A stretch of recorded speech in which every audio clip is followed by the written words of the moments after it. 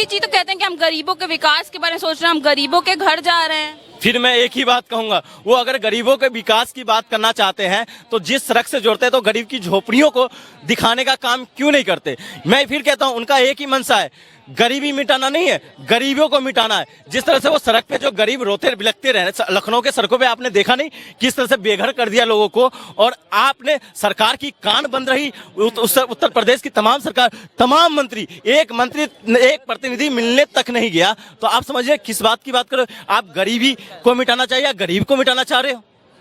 मैं भी यहाँ ग्वालियर से हूँ, एमपी से, और वहाँ पे मोदी जी ने जो काम कि हमारे जो चाचा हैं उनको भी घर मिला है और कईयों को लैट्रिन बाथरूम मिल रहे हैं। और पहले जो अनाज मिलता था, अनाज वहाँ पे सिर्फ गेहूं मिलते थे 2014 से पहले, आज तेल भी मिल रहा है, चावल भी मिल रहा है, सब तरह से सुविधाएं। महिलाओं को 1200 रुपए मिल रहे हैं, हमारे घर में 4 महिलाएं, 4800 रुपए प्रति महीना वो आता है। हमारे घर में पीला राशन कार्ड है, उसके द्वारा क्या होता है, हमारे जो बच्चे हैं ना अच्छे प्राइवेट स्कूल में पढ़ते हैं 5 क्लास तक, मतलब इतनी सारी सुविधाएं दे रखी है। और इस समय मेरा एक ट्रीटमेंट बहुत महंगा आता है, वो पहले दिल्ली में मिलता था, आज हमारे यहाँ पे वो ट्रीटमेंट मिल रहा है। और ट्रीटमेंट में हॉस्पिटलिटी सुविधा में बहुत आगे हमारा एमपी, मतलब इतनी सुविधाएं दे रहा है मोदी भर भर के।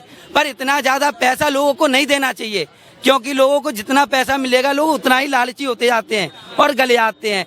लोगों की आदत है, खुद गुटखा खाएंगे, शराब पियेंगे, उल्टा सीधा करेंगे, नौकरी। ये कह रहे सुविधाएं मिल रही हैं मोदी सरकार, इतनी सारी बिल्कुल भाई का एक भाई को एक जवाब देना। भाई ने ये कहा कि आज मेरे बच्चे, मेरे छोटे छोटे, मेरे जो परिवार के जो छोटे छोटे, सुनिए मेरे छोटे छोटे बच्चे जो हैं, ये कह रहे, ये सुन तो लीजिए, पहली बात सुन लीजिए, जो भारतीय जनता पार्टी के जितने आका हैं उन्हें सुनने की हिम्मत नहीं है उनके अंदर। सुनिए अब सुनिए, इन्हें सुनने की हिम्मत नहीं है। मैं इनसे कहना था, इन्होंने क्या कहा, मेरे परिवार के बच्चों को प्राइवेट स्कूल में जाने का अधिकार किसी ने दिया? तो भारतीय जनता पार्टी ने बिल्कुल दिया है प्राइवेट स्कूल में जाने का अधिकार। इनका मंशा ही है शिक्षा को बेचकर एक जो पैसे वाले लोग हैं, जो सामंती लोग हैं, उनके हाथ में शिक्षा देना। मैं क्यों कहना चाहता हूं, इन्होंने, कांग्रेस की गलती थी कि उन्होंने सर्व शिक्षा अभियान के माध्यम से सब पढ़े सब बढ़े का अभियान चलाकर घर घर में सरकारी स्कूलों में दाखिला करा के हर घर से शिक्षित युवा, शिक्षित बच्चे को निकाला। और भारतीय जनता पार्टी ने किया क्या है, आप सुनिए, न्यू शिक्षा नीति, नई शिक्षा नीति 2023 की क्या नीति है। सरकारी स्कूल के जो है, सरकारी स्कूल नीलाम होगा, किसके उसमें जाएगा, जो वहां का जो ठेका लेगा। कौन ठेका लेगा? एक साहूकार। और साहूकार क्या करेगा? ठेका लेकर उस स्कूल से, आप बताइए, उस स्कूल के बच्चों को कैसे पढ़ाएगा? अपना जो पैसा लगाएगा, अगर उसने लगाया 50 करोड़ तो वो सोचेगा 100 करोड़ या 500 करोड़ निकले। उसके लिए क्या करेगा? सरकारी स्कूल में फीस बढ़ाई जाएगी, जिसका उदाहरण हरियाणा प्रदेश में मिलने को दिख गया है। हर बच्चे से 500 रुपए लिया जा रहा, और प्राइवेट स्कूल में इन जैसे बच्चों को, इनके लिए सही है। आज सुनिए 1100 रुपए माफ करके, सुनिए, सरकारी स्कूलों में 1000 से लेके 2000 तक फीस माफ करके आज 5 साल तक तो आप पढ़ सकते हो।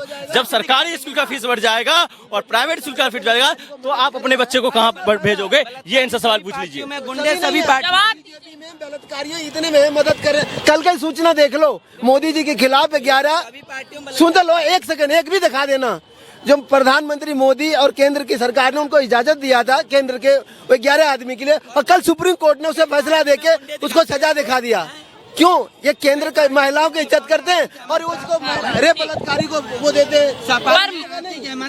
पर योगी जी तो कहते हैं कि हम गुंडागर्दी खत्म करेंगे, फिर उनके ही पार्टी में गुंडे निकल रहे हैं। योगी जी कहते हैं गुंडागर्दी खत्म करेंगे, लेकिन ज्यादातर और पार्टियों के गुंडे सब खत्म होते जा रहे हैं। मतलब उनके पार्टी में रहे और बाकी पार्टियों के गुंडे खत्म, उनका चलेगा। उनके पार्टी में देखो गुंडे हैं, सबकी पार्टी में गुंडे रहते हैं। के हिसाब से क्या है, कितना बड़ा भी देश का आतंकवाद हो, कितना बड़ा भी देश का सबसे बड़ा गद्दार हो, भारतीय जनता पार्टी को जो गुणगान करेगा वो देश का सबसे बड़ा देशभक्त होगा। इनकी बातों में मैं कह रहा हूँ, क्योंकि इन्होंने, इनके लिए प्रज्ञा ठाकुर कोई सबसे देशभक्त था, वो कोई आतंकवादी नहीं है, मेरे गांव का वो आरोपी नहीं है। इनके हिसाब से ही मैं बात करता हूं। वो तमाम जो ब्रजेश सिंह जो माफिया है, वो देश का देशभक्त है, वो कोई अपराधी नहीं है। इनके हिसाब से ही मैं बात करना चाहता हूं। मध्य प्रदेश में 3 ऐसे मंत्री हैं जिनके ऊपर कई संगीन आरोप लगे हुए माफियाओं का, वो ये मध्य प्रदेश से आते हैं, ये मध्य प्रदेश से आते, उन 3 मंत्रियों का उन तीन मंत्रियों का नाम नहीं लूंगा, उन 3 मंत्रियों के बारे में बीजेपी क्या की आरोप है? भैया बीजेपी की बात नहीं हो रही, कांग्रेस की नहीं। बीजेपी के कांग्रेस में पहुंच जाते, कांग्रेस के बीजेपी में आते हैं, ठीक है। आम आदमी पार्टी कहती थी कि हम कांग्रेस वालों के खिलाफ प्रदर्शन कर रहे हैं, धरना कर रहे हैं। आज आम आदमी पार्टी में कई सारे नेता कांग्रेस के हैं, ये तो एक दूसरे से मिल जाते हैं, आ जाते हैं।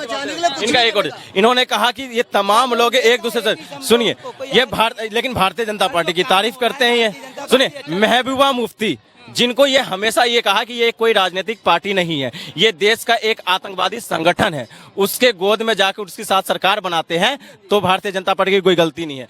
दूसरी बात, जिस कश्मीर फाइल्स के आधार पे भारतीय जनता पार्टी ने लोगों की भावनाओं के साथ खिलवाड़ किया कि ब्राह्मणों के साथ क्या हुआ, पलायन करवाया गया 1990 में, और उसमें सरकार पता किसकी थी? सरकार किसकी थी? बीपी सिंह की सरकार में अगर भागीदारी किसकी थी तो भारतीय जनता पार्टी की थी। लेकिन भारतीय जनता पार्टी ने जब कश्मीर हमला हुआ था तो इन्होंने उस समय गृह मंत्री मुफ्ती मोहम्मद सईद को बनाने का जिम्मा उठाया था भारतीय जनता पार्टी ने। तीसरी बात, जब मंडल कमीशन आयोग ने मंडल कमीशन लाकर ओबीसी को आरक्षण देने का काम किया और बराबरी लाने का काम किया, उस समय बीपी सिंह सरकार को गिराने में सबसे बड़ा हाथ किसी का था? तो भारतीय जनता पार्टी का था। आज उसी ओबीसी समाज को बरगलाने का काम करती है और ओबीसी समाज इनके भावनाओं में खो गई।